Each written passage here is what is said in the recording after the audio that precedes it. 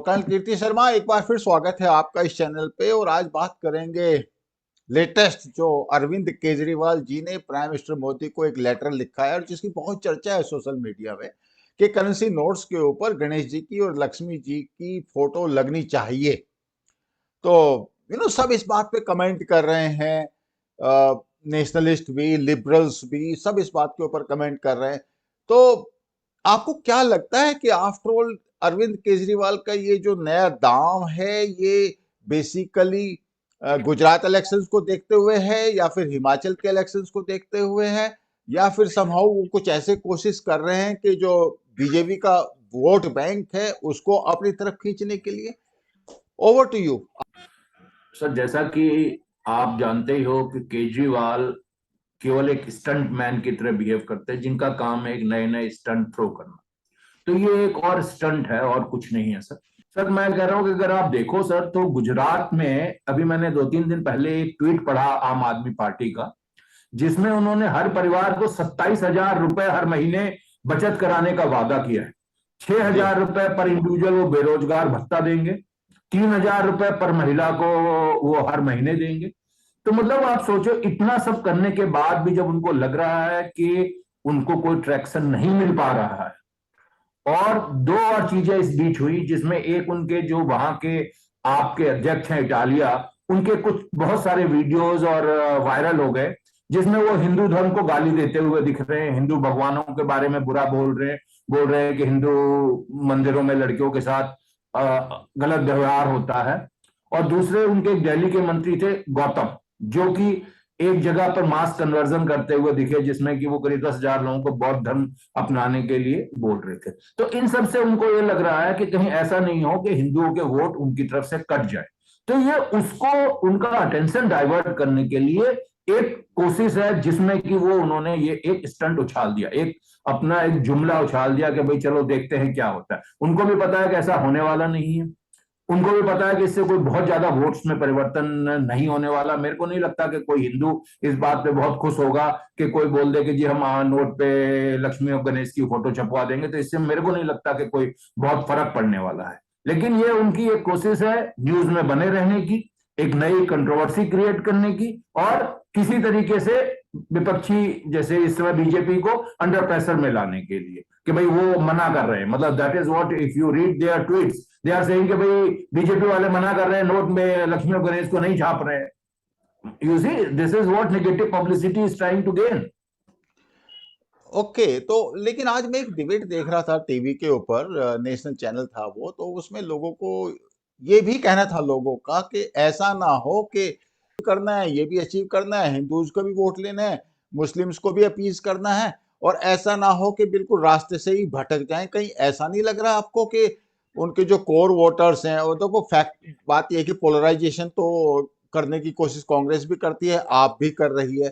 तो कहीं ऐसा ना हो कि इधर से भी जाएं और उधर से भी जाएं और एक स्ट्रेटेजिक फेलियर हो आपके लिए। आपको कोई पॉसिबिलिटी लगती है इस बात की?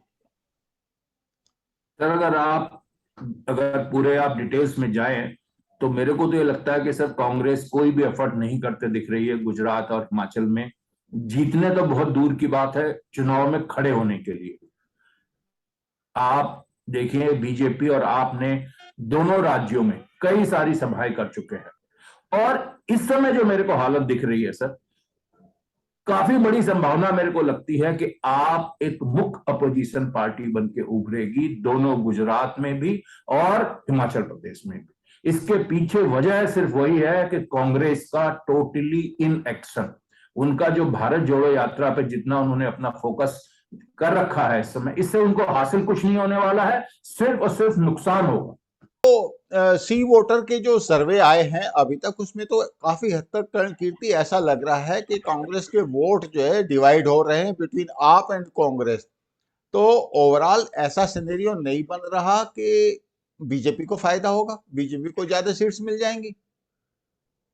बिल्कुल सर, बीजेपी को तो ज्यादा सीट मिलनी चाहिए, बिल्कुल मिलेंगी, लेकिन कांग्रेस का नुकसान वो इन दोनों राज्यों में बहुत ज्यादा होने वाला है। मेरे को जो लगता है सर, जिस तरह से पब्लिसिटी आम आदमी पार्टी कर रही है, जिस तरह से मेहनत कर रही है, जिस तरह से उन्होंने अपने सभी नेताओं को लगाया हुआ है, अगर आपको पैसा भी खर्च कर रहे हैं, अगर आपको पढ़ा हो आपने कि पिछले 2-3 दिन पहले एक व्यक्ति की कार से 20 लाख रुपए मोटरसाइकिल वाले 2 व्यक्ति चुरा के भाग रहे थे। एक बंदे ने उसका पीछा किया और उनको पकड़ लिया। जब पकड़ लिया तो वो पैसा लेके पुलिस स्टेशन आ गया उन बंदों को पकड़ के। तो पता लगा कि जो वो एक आपका प्रत्याशी है, उसकी कार में से पैसे निकले थे। तो पहले तो उसने बोला कि जी हमारे पैसे हैं, बाद में वो मुकर के बोला जी ये पैसे जो है दिल्ली से केजरीवाल जो है हर एक प्रत्याशी को भिजवा रहे हैं हवाला के जरिए, और वो 20 लाख रुपए पकड़े गए। तो मतलब केजरीवाल और आम आदमी पार्टी ने हर कोशिश कर रहे हैं कि वो इस चुनाव में एक बड़ी ताकत बन के उभरे, और मेरे को कुछ लगता है कि वो कुछ इसमें सीट्स दोनों राज्यों में अच्छी सीट्स लेने में सक्षम होंगे, और वो सीट्स होंगी कांग्रेस वाली। जो कांग्रेस का सीट कम होंगी वो बीजेपी को नुकसान होते हुए मेरे को तो नहीं दिख रहा फिलहाल। जो सब पार्टी एक्चुअली मार्केटिंग वाले लोगों को जो पोजीशनिंग करते हैं, कास्ट और पॉलिटिकल ग्रुप्स की पोजीशनिंग करते हैं, तो वो लोग ये कह रहे हैं कि जैसे पोलराइजेशन तो है ही, ये बात मैं क्वेश्चन दोबारा इसलिए कह रहा हूं क्योंकि बीच में आपकी आवाज चली गई थी कई जगह। तो एक तरीके से कि वो एक प्रो हिंदू लाइन लेने की कोशिश कर रहे हैं अरविंद केजरीवाल, जो कि एंटी मुस्लिम्स नहीं है। अब देखो पोलराइजेशन तो है ही, इसमें तो किसी को कोई डाउट वाली बात नहीं है कि मुस्लिम्स जो है एंड ब्लॉक वोट देते हैं उस पार्टी को या कैंडिडेट को देते हैं जो बीजेपी को या उनके कैंडिडेट को हरवाने की क्षमता रखता है। ये तो बिल्कुल कहने वाली सही बात है, ये फैक्ट है, हम इससे डिनाई नहीं कर सकते। तो आपको ऐसा लगता है कि केजरीवाल या आम आदमी पार्टी एक ऐसा सेगमेंट निकाल सकती है जो प्रो हिंदू हो लेकिन एंटी माइनॉरिटी या एंटी मुस्लिम ना हो? पॉसिबिलिटी आपको लगती है इस बात की कहीं पे? हिंदुओं में 5 से 10% लोग ऐसे हैं सर, जो कि जिनको कि चाहे आप लेफ्ट लिबरल कह लो, चाहे सूडो सेकुलर कह लो, जो कि मोदी से नफरत करते हैं, और वो हमेशा से मतलब बीजेपी को कभी वोट देते नहीं है। तो वो 5-10% तो वोट है ही। और जो केजरीवाल की ये कोशिश है सर, केजरीवाल कोशिश इसलिए कर रहे हैं सर ऐसी, क्योंकि उनको पता है कि उनका मुस्लिम वोट तो कहीं जाने वाला है नहीं। मुस्लिम वोट जो है वो उनको मिलेगा, और वो कोशिश कर रहे हैं कि हिंदुओं से कुछ वोट और उनकी तरफ आ सके, कुछ और लिबरल माइंडेड व्यक्ति उनकी तरफ हो सके तो अच्छा है। लेकिन इसका मैंने नुकसान भी देख रहा हूं मैं। अभी मैंने कई जगह पढ़ा कि बहुत सारे जो फिल्म एक्टर्स थे, एक विशाल ददलानी है और 2-4 हीरो हीरोइन को मैंने देखा, तापसी पन्नू है, आशुतोष जो कि एक आपके बहुत बड़े समर्थक हैं, उनका मैंने ट्वीट देखा। वो सब इस बात से बहुत नाराज हैं जो ये केजरीवाल ने बोला कि जी लक्ष्मी और गणेश की मूर्ति की तस्वीर जो है रुपए में होनी चाहिए, इससे वो काफी नाराज हैं। वो बोल रहे हैं कि भाई हम अब आपको सपोर्ट नहीं करेंगे। तो कोई भी जब आप एक नया एक रास्ता अख्तियार करने की कोशिश करते हो तो उसके फायदे भी होते हैं, नुकसान भी होते हैं। तो अब देखते हैं, ये तो चुनाव के बाद ही पता लगेगा कि जिससे कितना फायदा उनको हुआ, लेकिन मेरे को लगता नहीं है कि इससे कोई मेजर फायदा होने वाला। बीजेपी की क्या अप्रोच रहने वाली इसके ऊपर, एनी आइडिया? सर बीजेपी ने तो साफ साफ इसके ऊपर कोई एक्शन लेना नहीं है। आज मैं एक बीजेपी के नेता का पढ़ रहा था कि भाई ये तो आरबीआई के गवर्नर का काम है, इसमें हमारा क्या, हमारा तो कोई रोल नहीं है। तो वो ना तो हाँ बोल रहे हैं ना तो वो बोल रहे हैं। लेकिन बीजेपी अपनी तरफ से दोनों राज्यों में बहुत मेहनत कर रहे हैं सर। नए नए, अगर मोदी को देखो आप, रोज नए प्रोजेक्ट गुजरात में लेके आ रहा है। और कभी कल उन्होंने एक स्टील प्लांट का उद्घाटन किया, संडे को जो है वो एयरबस और टाटा वाले का उद्घाटन कर रहे हैं। इसके पहले उन्होंने एक वो चिप बनाने वाली का उद्घाटन। तो मतलब अगर आप देखो तो काफी सारी मेहनत कर रहे हैं। मतलब बीजेपी की जो सबसे बड़ी बात है, जिसको कि हर एक उनका विपक्षी दल भी मानता है, उनसे बड़े से बड़ा क्रिटिक भी मानता है, कि वो मेहनत करने में कभी कोताही नहीं करते। अच्छा एक बार बताओ कर्नल कीर्ति, देखो आपने बहुत स्टडी किया यूपी को, गुजरात को, मतलब नेशनल पॉलिटिक्स को तो आप बहुत क्लोजली मॉनिटर करते हो। अगर बीजेपी के जीतने का कारण को हम एनालाइज करें तो एक नेशनलिस्ट एजेंडा तो एक इशू है, प्लस साथ में उन्होंने डेवलपमेंट पॉलिटिक्स भी बहुत ज्यादा की है। डेवलपमेंट में एग्जीक्यूशन में तो उन्होंने मतलब कमाल ही किया हुआ है ग्राउंड लेवल पे। तो ji do sir. You think unless उनके ओपोजिशन में कोई ऐसी पार्टी आए जो उनके जैसा एग्जीक्यूशन कर सके डेवलपमेंट में, ऐसी पार्टी तो मुझे कोई नजर आ नहीं रही। और आपका तो दूर दूर तक एग्जीक्यूशन में बिल्कुल ही बहुत ही पुअर रिकॉर्ड है। तो डू यू थिंक गुजरात और हिमाचल वाले या बाकी देश वाले आपको, जब तक बिल्कुल डेवलपमेंट पॉलिटिक्स की तरफ का उनका एजेंडा डेवलप नहीं होता, उसके बगैर वो चांस दे सकते हैं क्या आपको? इतने मतलब मुझे तो नहीं लगता इंडियंस ऐसा करेंगे।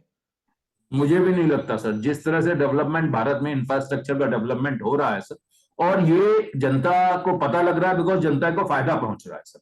जिस तरह से नए नए रेलवे स्टेशन बन रहे हैं, जिस तरह से एयरपोर्ट बन रहे हैं, जिस तरीके से हॉस्पिटल्स बन रहे हैं, अगर आप देखो सर, जिस तरह से नई फैक्ट्रीज आ रही हैं, नई फैक्ट्री से किसको फायदा होने वाला है? जॉब्स वहां पे भारतीय ही करेंगे, वही जॉब करेंगे जो कि कल वोट देने जाएंगे।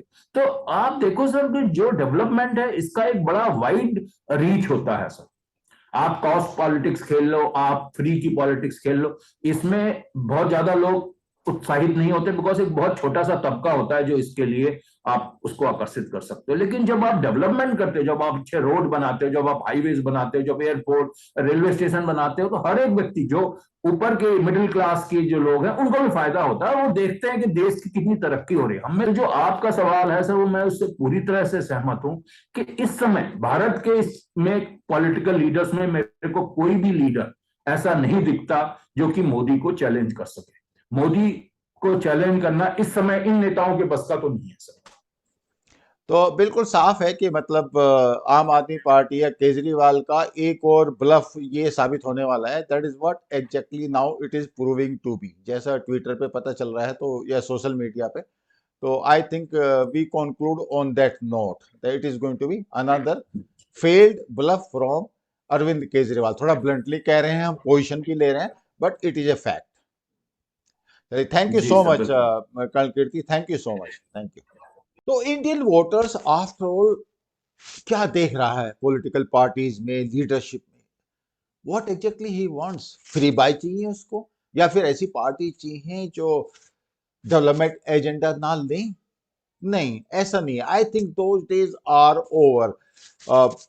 पीपल आर एबल टू जज the political leaders very well. और मुझे लगता है कि अरविंद केजरीवाल का ये जुमला कोई खास काम नहीं करने वाला, but simultaneously it puts pressure on BJP. और वो प्रेशर क्या है कि ठीक है, आपका एक हिंदुत्व का एजेंडा हो सकता है, मगर उसको नेशनलिस्ट एजेंडा के साथ जोड़ना जरूरी है, और दूसरा उसको डेवलपमेंट एजेंडा के साथ जोड़ना जरूरी है। और मेरे ख्याल से मोदी जी यही कर रहे हैं। और over a period of time आप देखेंगे कि जो डेवलपमेंट एजेंडा है वो ऊपर आने वाला है, क्योंकि लॉन्ग टर्म में कोई भी पॉलिटिकल पार्टी जुमलों के बेसिस पे या ब्लफ मार के वोटर्स को लुभा नहीं सकती। Voters are getting smarter and smarter.